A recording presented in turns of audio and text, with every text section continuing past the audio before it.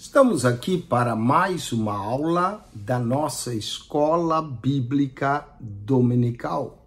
A Escola Bíblica Dominical, cujo tema é a Igreja de Cristo e o Império do Mal. Hoje nós vamos estudar a lição de número 11, cujo título é Cultivando a Convicção Cristã.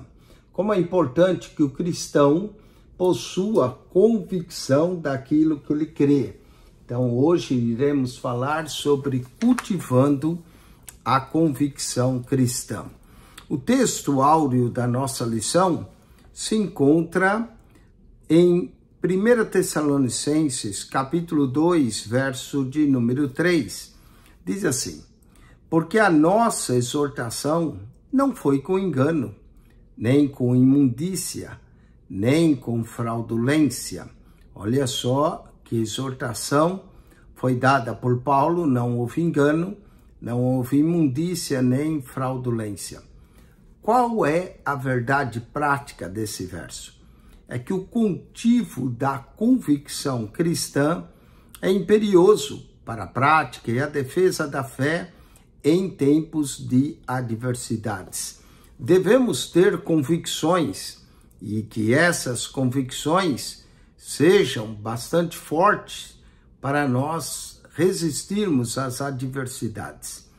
Vamos ao texto bíblico, 1 Tessalonicenses, capítulo 2, verso 1 ao 12. Lemos assim: porque vós mesmos, irmãos, bem sabeis que a nossa entrada para convosco não foi vã, mas havendo primeiro padecido e sido agravados em Filipos, como sabeis, tornando-nos ousados em nosso Deus, para vos falar o Evangelho de Deus com grande combate.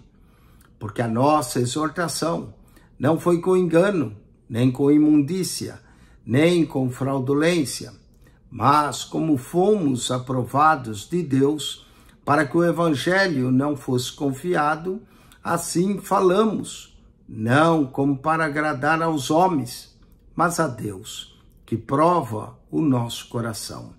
Porque, como bem sabeis, nunca usamos de palavras lisonjeiras, nem houve um pretexto de avareza. Deus é testemunha.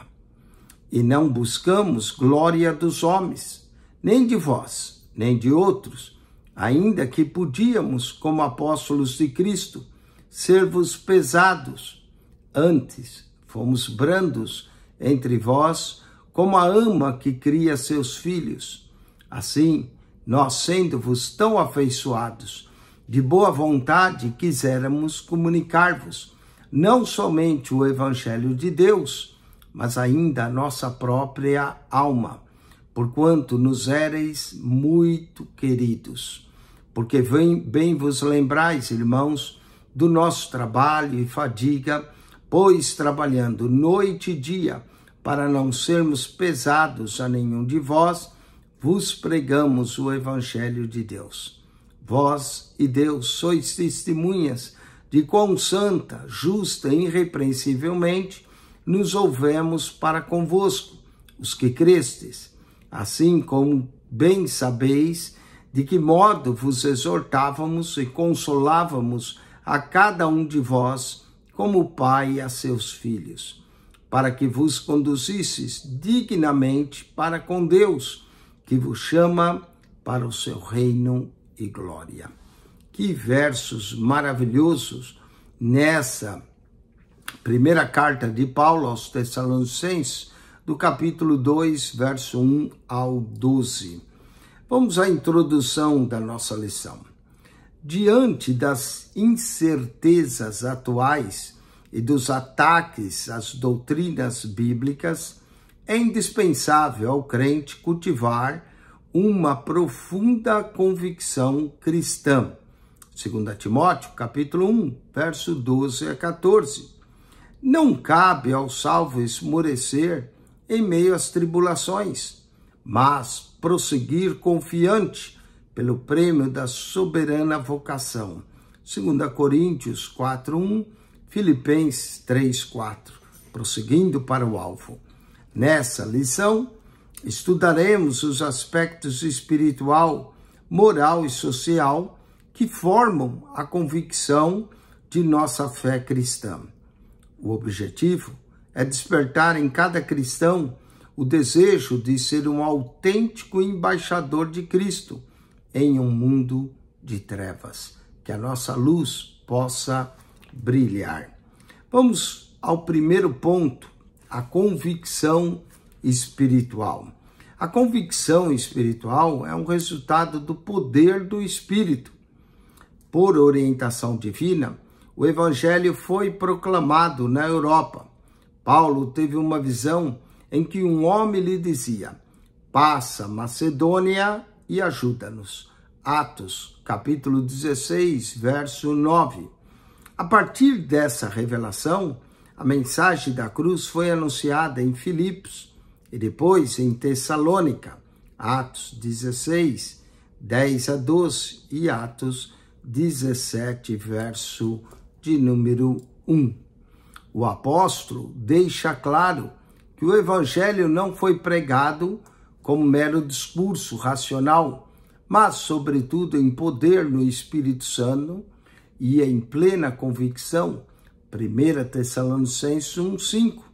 Nesse caso, o evangelho foi ministrado com ousadia, no poder do Espírito, de modo que resultou na salvação e libertação dos tessalonicenses. 1 Tessalonicenses, capítulo 1, versos 6 a 10. Assim, podemos afirmar que na ausência de convicção espiritual, a palavra de Deus é reduzida a mero intelectualismo humano e seu resultado é ineficaz na transformação de vidas. Mateus 7, 29 e 1 Coríntios 2, verso 1 ao 5. Portanto, é preciso ter convicção, falar convicção e falar debaixo do Espírito, para que as almas venham a se converter. Vamos ao ponto 2, a confiança em Deus. O apóstolo declara que mesmo tendo padecido e sido agravado em Filipos, de acordo com 1 Tessalonicenses 2, verso 2 a 9, nós sabemos que Paulo e Silas tiveram presos, foram açoitados, sua fé não estava abalada. Ele se refere à perseguição sofrida antes de pregar em Tessalônica. Como dissemos, Paulo e Silas tinham sido publicamente espancados com varas. Em seguida, foram lançados no cárcere interior, com os pés no tronco. Atos 16, verso 22 a 24. Todavia, apesar das feridas, perto da meia-noite, Paulo e Silas cantavam e oravam hinos a Deus. Atos 16, 25.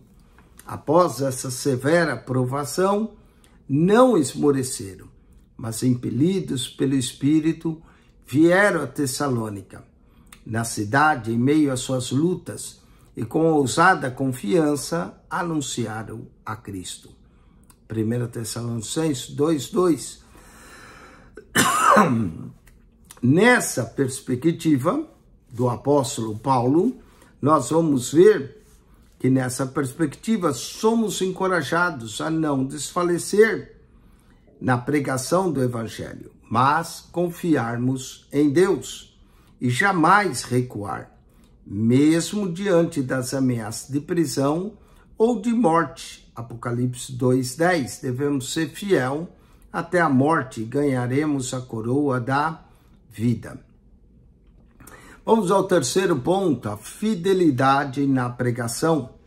O apóstolo Paulo, o apóstolo dos gentios, assegura que o evangelho anunciado em Tessalônica não foi com engano, nem com imundícia, nem com fraudulência. 1 Tessalonicenses 2, verso 3.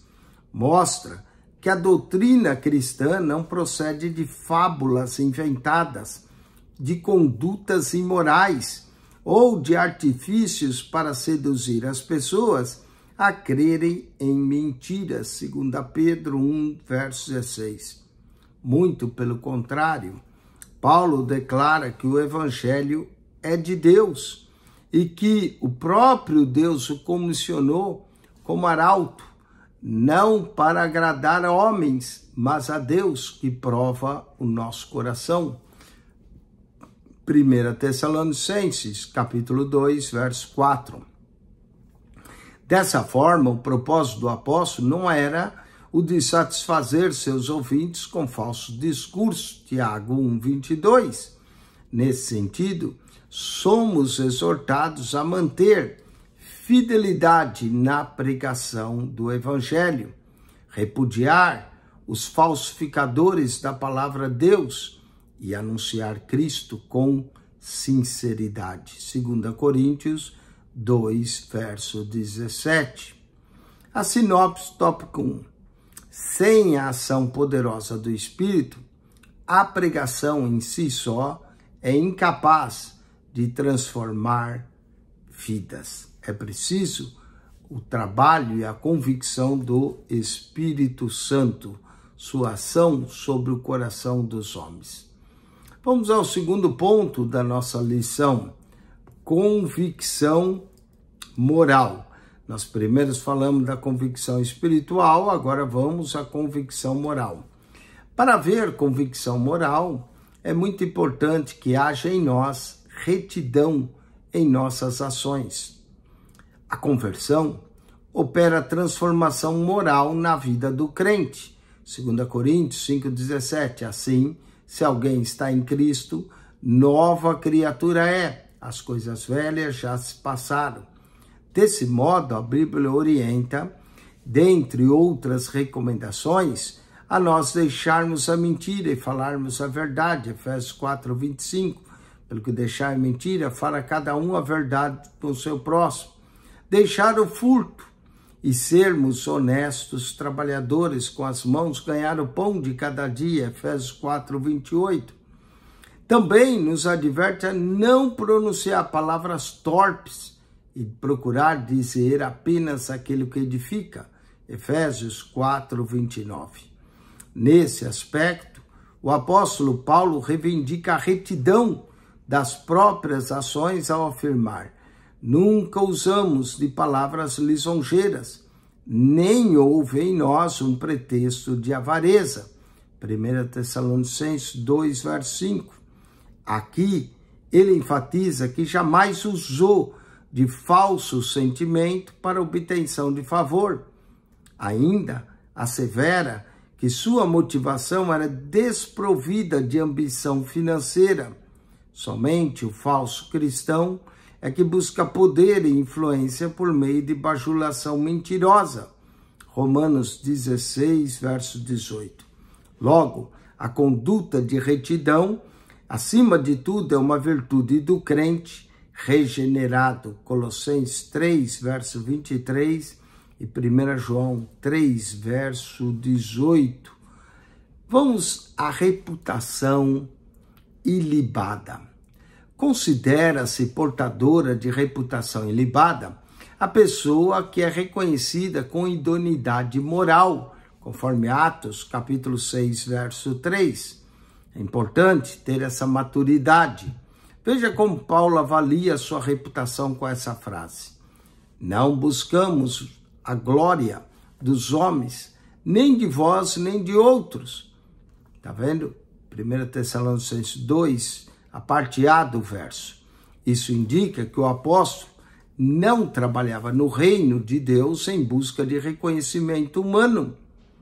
Essa postura foi adotada por ele em todo lugar, demonstrando assim coerência e a integridade de seu apostolado. Paulo não procurava obter vantagens e muito menos honra em parte alguma. 1 Tessalonicenses 2, versos 5 e 6. Aos Coríntios, ele escreveu que o crente deve gloriar-se no Senhor e não em si próprio. 1 Coríntios 1, 29 a 31. A conclusão aqui é clara, que os que aspiram fama e prestígio caem em tentação e maculam o evangelho. Nosso viver deve ser para glorificar a Deus, A ele seja glória na igreja e em Cristo Jesus para sempre. Efésios 3, 21. O terceiro ponto da convicção moral, além das retidões nas ações de uma reputação ilibada, é preciso viver uma vida irrepreensível.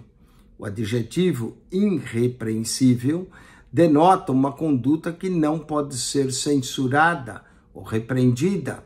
Efésios 5, verso 27.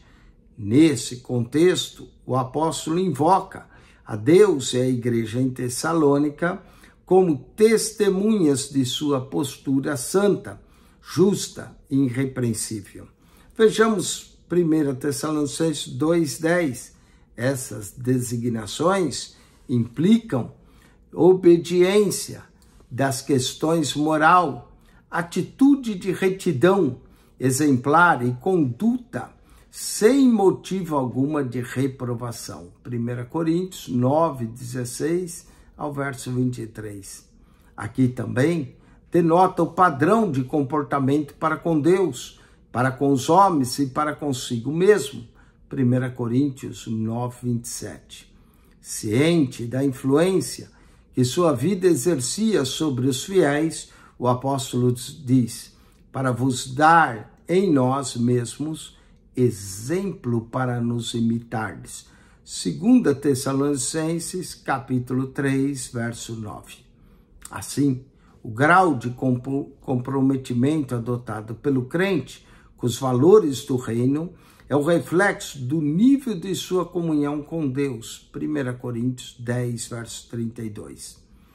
Quanto à sinopse, tópico 2, podemos dizer que o crente regenerado possui uma conduta de retidão e uma vida irrepreensível. Vamos agora à terceira convicção. Já falamos da convicção espiritual, da convicção moral. Vamos agora à convicção social, que seria o bem-estar comum.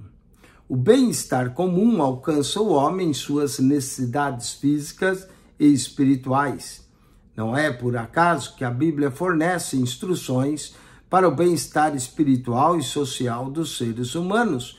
2 Timóteo 3, versos 16 a 17. O papel da igreja é, sim, de proclamar o Evangelho, Mateus 28, 19, mas também é de aliviar e promover o bem-estar social entre os irmãos. Não adianta ter fé sem obras, Tiago 2, verso 15 e 17. O profeta Abacuque registra que os problemas sociais de sua época resultavam do pecado, tais como a inversão de valores, a violência, a injustiça. Abacuque 1, verso 1 a 4. Ele dizia: até quando clamarei, o Senhor não responderá. Assim, o mal social tem origem no pecado. Ciente disso, o apóstolo Paulo escreve: quiséramos comunicar-vos não somente o Evangelho de Deus, mas ainda as nossas próprias almas. 1 Tessalonicenses 2,8. Esse sentimento é comparado ao cuidado de uma mãe que se preocupa e protege os filhos. 1 Tessalonicenses 2,7. Também é equiparado ao procedimento de um pai amoroso que se interessa pelos problemas dos filhos. 1 Tessalonicenses 2, verso 11, parte B do verso. Era assim que Paulo encorajava, confortava e servia de exemplo à igreja de Tessalônica. 1 Tessalonicenses 2, verso 11, parte A do verso. Nessa direção, o dever do cristão engloba moral e social. A dedicação exclusiva de uma parte em detrimento de outra não retrata o Evangelho de Cristo. Tiago 4, verso 17. Outra coisa importante quanto à convicção social, além do bem-estar comum, o segundo ponto fala de uma dedicação altruísta. O apóstolo se dedicou com profundo altruísmo na propagação do Evangelho. Atos, capítulo 20, verso 24. Apesar do direito inerente do seu apostolado, ele decidiu nada receber, ainda que podíamos, como apóstolos de Cristo. Paulo diz, ser-vos pesado, 1 Tessalonicenses 2, verso 6. Assim sendo, para prover o necessário sustento, o apóstolo valeu-se do seu ofício de fabricante de tendas. Atos 18, verso 3. Apesar disso, recordava aos irmãos seu trabalho, fadiga. Ele diz aqui, pois trabalhando noite e dia, para não sermos pesados a nenhum de vós. 1 Tessalonicenses, capítulo 2, verso 9. Para não se tornar um fardo à igreja, ele se desgastou numa atividade laborial externamente. Aqui é importante ressaltar que a Bíblia não condena a provisão financeira para os obreiros, pois o próprio Jesus disse que digno é o obreiro do seu salário. Portanto, a Bíblia não condena se o obreiro realmente é digno. E também a Bíblia ainda fala mais aos que anunciam o Evangelho, que vivam do Evangelho, 1 Coríntios 9, 14. E ainda fala mais, 1 Timóteo 5, 18, digno é o obreiro do seu salário. Assim, ele explica que não usou dessa justa prerrogativa, porque conhecia a extrema pobreza da igreja de seu tempo, 2 Coríntios, capítulo 8, verso 1 a 2. Que Paulo suportou as restrições financeiras para não criar obstáculos ao Evangelho. 1 Coríntios 9, verso 11 e verso 12. E que tudo fez para ganhar o maior número possível de almas. 1 Coríntios 9, 19. Nesse sentido, aprendemos que o amor é sacrificial e o trabalho voluntário desprendido de interesse, são essenciais para o crescimento do reino de Deus e devem fazer parte de uma profunda convicção cristã, como contraponto claro ao espiritual e ao espírito da Babilônia, que é oposto ao altruísmo cristão. Vamos a sinopse, tópico 3. A convicção social presente na vida de Paulo era um exemplo para a igreja. Sim, essa convicção de Paulo, ele servia de exemplo para a igreja de Cristo. Vamos à conclusão da nossa lição. Paulo foi submetido a uma série de provações durante o seu ministério. 1 Tessalonicenses 2, verso 2. Não obstante as provações, Paulo nos deixa um exemplo de intensa convicção de nossa eleição em Cristo. 1 Coríntios 11, verso 1. Sede meus imitadores, assim como eu sou de Cristo, diz Paulo. Destacam-se aqui convicção espiritual, que resultante o poder do Espírito. 1 Tessalonicenses, capítulo 2, verso 4. A convicção moral como reflexo também do temor a Deus, 1 Tessalonicenses 2, verso 5, e sua convicção social, demonstrando pela abnegação em servir, 1 Tessalonicenses 2, verso 9. Ratifica-se que em nossos dias carecemos dessa firme convicção em defesa dos interesses do reino de Deus na terra. Eu espero você, aluno, ao ouvir esse áudio, ao participar dessa aula, possa se despertar também para servir a Deus, para ir aonde Deus lhe mandar. Vamos à revisão do conteúdo para reforçar aquilo que nós estudamos. Primeira pergunta: o que podemos afirmar a respeito da ausência de convicção espiritual? Bom, vamos lá. A resposta agora, na ausência da convicção espiritual, a palavra Deus ela é reduzida a mero intelectualismo humano e seu resultado se torna ineficaz em transformação de vidas. Olha aí. Vamos à segunda pergunta. De acordo com a lição em que somos exortados, vamos à resposta. Somos exortados a manter a fidelidade na pregação, a repudiar os falsificadores da palavra de Deus e anunciar a Cristo com sinceridade. Muito bem, de acordo com a lição, somos exortados a isso. Vamos então à terceira pergunta. O que é a conduta de retidão? O que é essa conduta? Vamos à resposta. É uma virtude do crente regenerado. Sabemos que o crente foi transformado e regenerado se ele possui uma conduta de retidão na sua vida. Quarta pergunta. Quem é o portador da reputação ilibada? Quem que é portador? Bom, quem portou isso foi Jesus, não é?